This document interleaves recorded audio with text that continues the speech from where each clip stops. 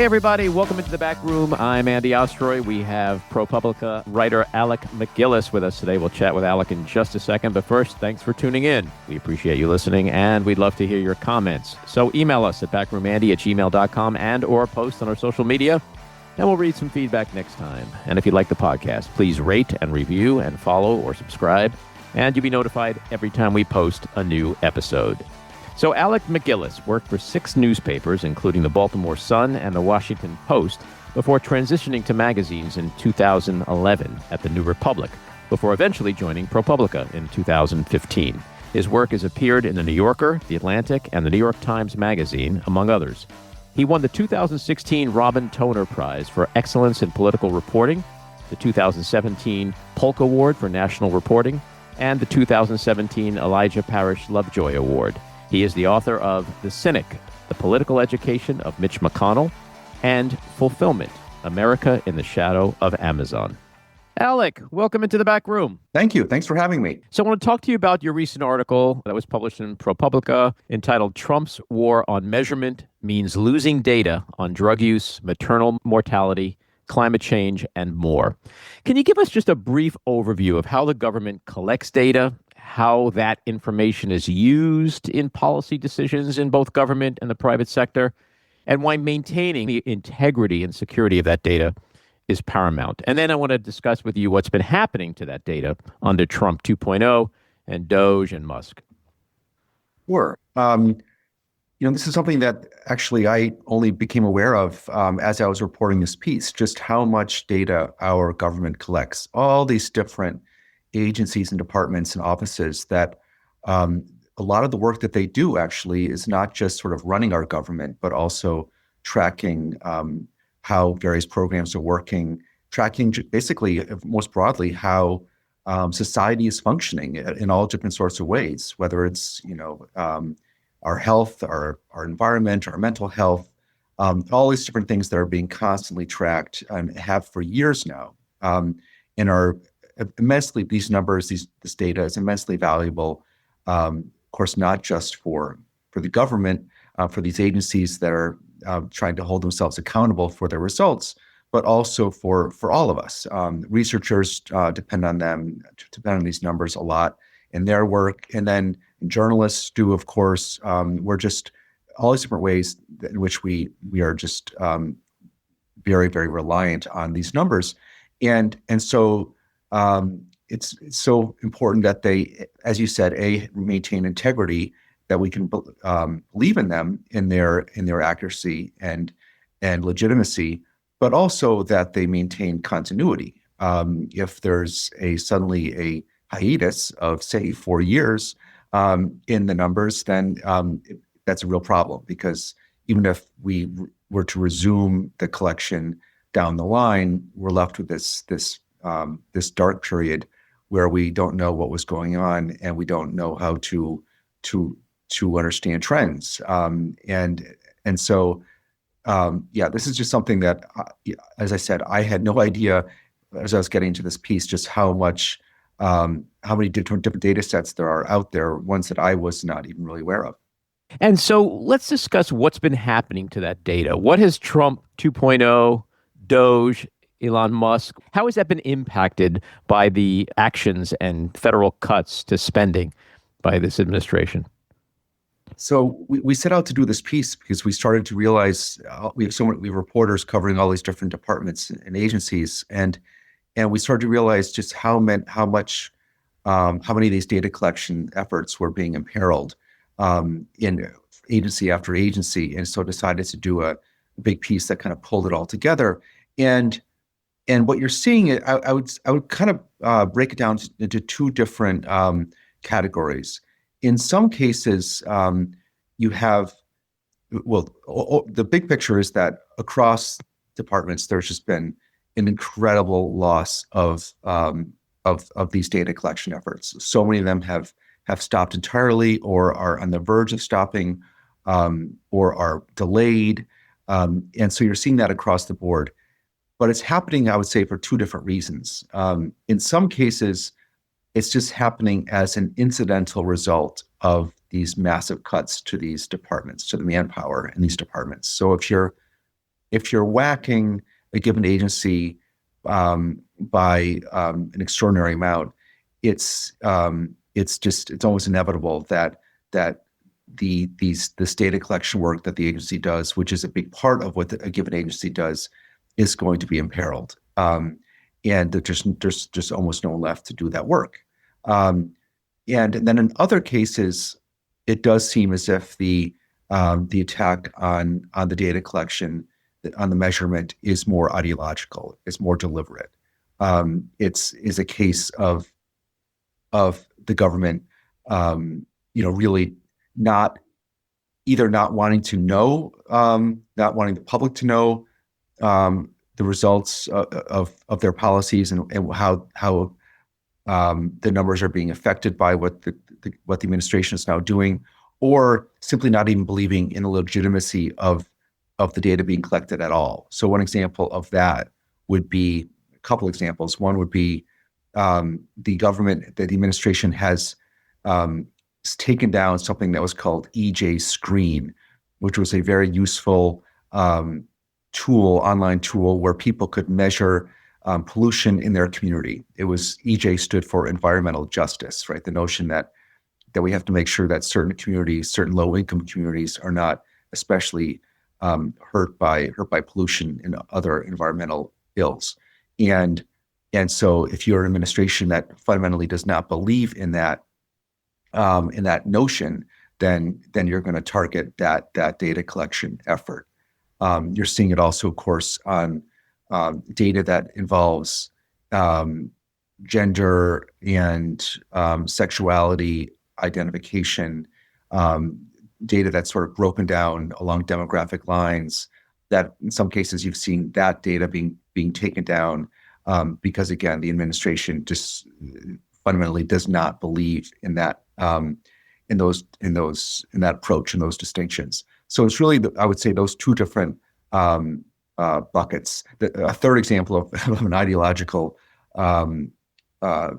attack on the data is of course on the climate front, where you're seeing just massive cuts to especially within NOAA, Oceanic and Atmospheric Administration, in cuts to their ability to collect and model climate data. Yeah, and you gave in the piece some other examples where it impacts Homeland Security, HHS, and the CDC, and it's kind of astounding. I'm listening to you explain all this, and I'm not sure what's worse, the accidental assault on data collection or the ideological one. That's kind of staggering. It is. One other example along those lines that I've been looking into, haven't written on yet, but can certainly talk about it here, is that the Department of Commerce has a new rule that in contracts over a certain amount, a fairly low threshold, have to be approved by the secretary. And the secretary, Howard Lutnick, has got all these contracts piling up in his desk that he hasn't signed off on. And some of those contracts involve the census, and the census and technological tools that the census needs to do its work. The census does not only do the decennial census, but it also does constant monthly surveys called CPS, and the Community Population Survey, and that data is incredibly important for, among other things, our tracking of unemployment in this country, but all sorts of other things too. And I'm hearing that the delays in those contracts are now putting even the monthly census work at risk. So that's a very good example of, I don't think the administration has some ideological bent against CPS. It's just that this new rule and the sort of just kind of the backup within the Commerce Secretary's office and inattention essentially has led to this possible major problem. And so when you talk about the assault on data gathering, data collection, the analysis of that data, are we talking about just current data, Or is there an effort, ideological or accidental, pertaining to data that's already been collected and used on some level? Um, in some cases, you're seeing entire data sets that are being taken down. So past existing data that is no longer out there easily available to find. The I have a very sort of sad story related to this, which is something that happened more recently since I published my article. But there was a woman working at CMS, at the Centers for Medicare, in Medicaid in Baltimore, who I'm acquainted with, and she's the wife of a former journalist colleague of mine, and she was working in data collection at CMS, and it was data around maternal mortality and broadly speaking, and the Washington Post wrote a very powerful story about her just last week. She had struggled with depression in the past, and gave her immense additional stress that the Trump administration took down basically all the data on the stuff that she'd been working on for years around maternal mortality at CMS. And she was very distressed about this. It felt like all the work that she'd been doing, the last decade or so, had been literally lost and sort of disappeared. And precipitated, a crisis, and she in fact took her own life a few weeks ago. And the Washington Post wrote a very affecting story about Caitlin, and of course it made very clear that she was dealing with all sorts of other issues, but this had clearly been a source of great sadness for her. And because what you find talking to these government workers is that they do put immense meaning and value in their work and in this data. And this is so, for many of them, this is what they have been collecting and providing for us all these years. And then to see it being curtailed, or in some cases even disappeared, is this source of immense stress for them. That is a sad story. You cite a couple of researchers who point to the irony of the Trump administration attacking the achievement levels at certain government agencies like the Department of Education, but that they wouldn't know this unless the government had these data collection efforts. I mean, that's a really important point. Yes, and I really try to stress this in the piece.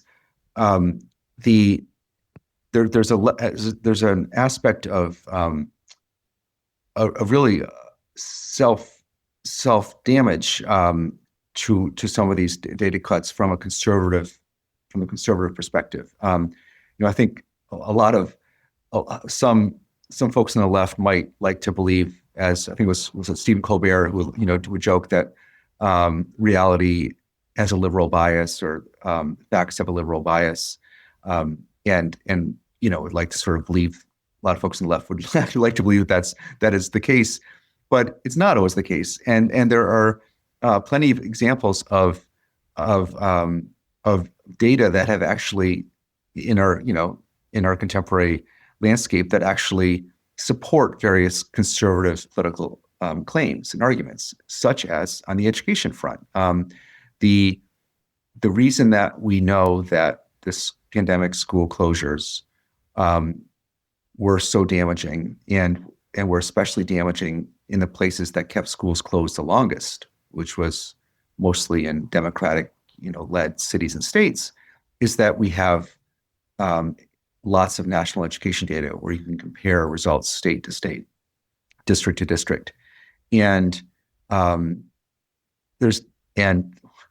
that data collection, that national education data collection, has now been eviscerated. The Department of Education office that is in charge of educational statistics has been cut, I believe, from 100 people to 3. Or to take another education example, Mississippi has done an incredible job of raising its reading scores in recent years, which has been hailed by many conservatives as a sort of a red state triumph in education. And they've sort of used that to sort of show up a lot of blue states that are now lagging Mississippi in reading. Again, the reason we know that is we have these education data to back up that claim, and so it's really striking that in some cases they're really kind of conservatives are now undermining their own ability to make certain arguments. If you look also at drug abuse, there's one of the big cuts has been to every year we have a big survey called basically a survey of national drug use and substance abuse, and that survey has been used by J.D. Vance and others to make the argument that we really need to clamp down on immigration, because look at what the fentanyl crisis has done to our society. We have those numbers on showing the rising levels of substance abuse in recent years from this survey, and that survey has now been completely eviscerated. So just in all these different areas, there's actually been they're even undermining these data sets that actually back up some of their claims, and which is really especially confounding. And you also cited and quoted someone else who I think made a really important point. She's a career mathematics statistician at the National Center for Educational Statistics, whose entire team was laid off in March. And she made the point about non-politicization of the data pertaining to falling student achievement. And she said, quote, "How does the country know that? They know it because we collected it and we didn't spin it. We didn't say Biden is president, so let's make it look good." And that's just a whole other aspect to the piece you wrote, because it's not just about the integrity or the accuracy or the collection of the data, but especially under this administration, which is something we've never really experienced before, it would be the exploitation of that data for political purposes. You know, we see Trump talking all the time about how this is up, this is down, it's the best, the lowest, the greatest. Like, he just says whatever he wants, and any relationship to accuracy or to actual empirical data and statistics, it just doesn't exist. So I think what she said is really important, that we need to be able to trust a presidential administration, whether it's job reports or anything like that. Absolutely. And that's of course especially pertinent with the economic data, given just how much focus there's been on economic turmoil in recent months, and so they're going to be, of course, pushing any kind of data that makes things look hunky dory, and it'll be really important to make sure that data is sound, while at the same time, of course, not making sure that one does not sort of in some way replicate some. There was definitely some kind of conspiracy mongering that was going on the other side, on the conservative side in recent decades, around whether Democratic administrations were cooking economic numbers, and so you just want to. Yeah, it would be terrible if we just ended up descending into kind of a two-sided, just constant, fomenting of doubt and conspiracy around economic numbers, and if in fact, if we had real grounds to worry about the soundness of these numbers and had to start sort of looking at things through that lens, that would be terrible. Yeah, well, I mean, a couple months ago, Donald Trump, when he was responding to people saying that he inherited a terrific economy and a great jobs market, he literally said that Biden cooked the books at the end of the year to make the job numbers look better, and they really are worse than they were. It's just absolute insanity. Another thing I found really interesting is that you point out that in Project 2025, there were no explicit plans to undo the government's data collection efforts. But in fact, it was kind of suggested that more data collection could be needed and have value. Right. This is one case where it's not, you don't find the sort of the tea leaves for this, or the the sort of kind of blueprint for this evisceration of data collection. You don't find that in Project 2025. That it's actually it's a very serious, dense. Say what you will about the proposals in that massive book, which I have a copy of. It's actually quite serious as a policy document in the sense that it takes these programs seriously. It may want to cut this or that program or do this or that radical reform to this or that program, but it's not calling for some kind of complete know-nothing approach to government. There's something about what's happening now. There's something very almost kind of anti-intellectual, in some ways, in a way reminiscent of the attack on the academy, on Harvard and on the research institutions, where you're just kind of declaring that we don't need all this stuff. We don't need this data. We don't need to know. And you don't see that in Project 2025. Mm-hmm. You mentioned continuity before. If there's a gap, let's say, between the Biden administration and the next administration, if it happens to be a Democratic pro-data administration, how permanent in general is most of the damage being done currently? And can we in the future rebuild that data collection ecosystem? I mean, it really varies data set by data set.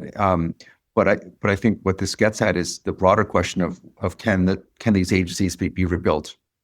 Period. It really is about manpower. It's about the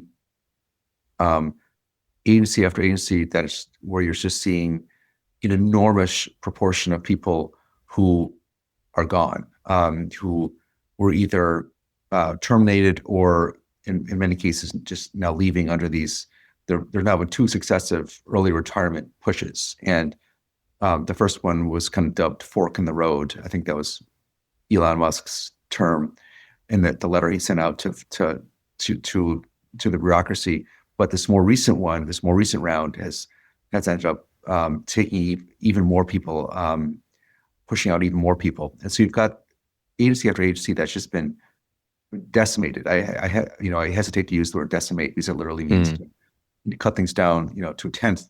But in some cases, that's sort of what we're talking about. And so could a future administration, how long would it take a future administration to rebuild them, to get talented people to come back into the government after this bloodletting? That's the real question. Can this infrastructure be rebuilt to the point where it's once again able to be doing the work of, among other things, collecting this data? So it sounds like there's 2 elements to this problem. One is infrastructural and the other is informational. So we can go hire people, we can train them and get the train running again.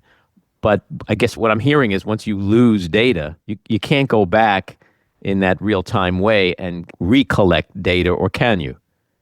No, it'd be very hard. In most of these cases, it'd be very hard to do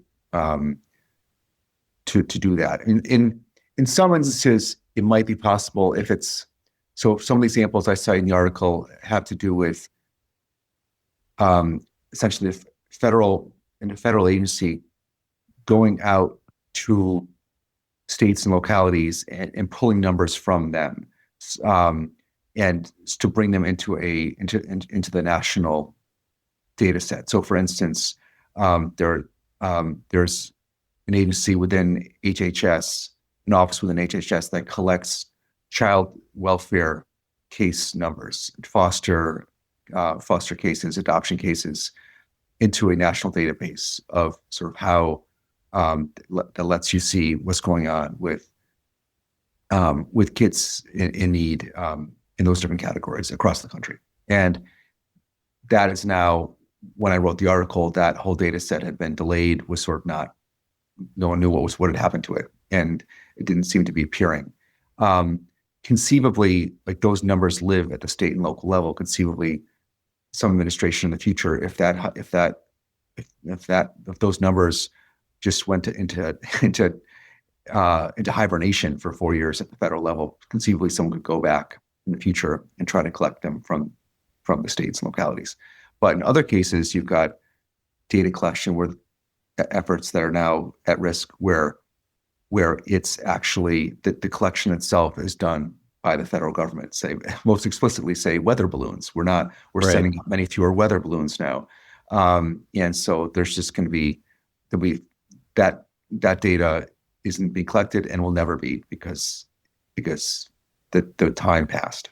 My last question is about DOGE itself and Musk. They promised $2 trillion in federal spending cuts. The consensus is that at best it's around 150 million, something like that. And some experts question how much of that savings is actually DOGE related, or is it canceled contracts from the Biden administration, and or just plain inaccurate reporting. And in terms of like the waste, fraud, and the abuse, we've seen no indictments. We've seen nothing to come out of that. So aside from the damage done to data collection, in its short-lived tenure, has Musk and DOGE been pretty much a colossal failure? I don't know. It really kind of depends on what you see as their goal having been. If it was in terms of saving massive amounts of money, then yes, it's fallen well short, as it always would, because they're just the math, the lion's share of federal spending does not live in these bureaucrat salaries. It lives in programs like Medicare and Medicaid and the military. But if you think you see their goal as having been something different, namely more of a just an assault on the bureaucracy and on its well-being. If you see their goals having been what Russ Vogt's famous quote that a colleague of mine at ProPublica uncovered last year, it was a quote from, I believe, 2023, where Russ Vogt, who's now the head of the Office of Management and Budget, and was kind of taking the baton from DOGE to do all these cuts. His line in the speech from 2023 was that we want to put the federal bureaucrats in trauma. That was the actual term he used. We want to put them in trauma and make it so that, now I'm paraphrasing, that they are so miserable that they won't want to come to work every day. That if you see that as having been their goal, then it's been quite successful, because they really have managed to demoralize the bureaucracy to an enormous degree and cause great distress and even trauma, to the point of the very sad cases that the Washington Post wrote about last week. So in that sense, you could say that they have met the mark. Yeah. Alec, appreciate the conversation. Thanks for coming on. Sure. Thank you. All righty. Take care. This episode of The Back Room was edited and produced by me, Andy Ostroy. It was co-edited and co-produced by Matty Rosenberg and co-produced by Jen Hammoud. Our theme song was composed by Andrew Hollander, and our logo was designed by Cricket Lengyel. And special thanks to Patricia Wind. Please take a moment to rate and review the podcast, and also follow or subscribe. Until next time, keep your eyes on Washington, Hollywood, and your own backyards, and have a great week.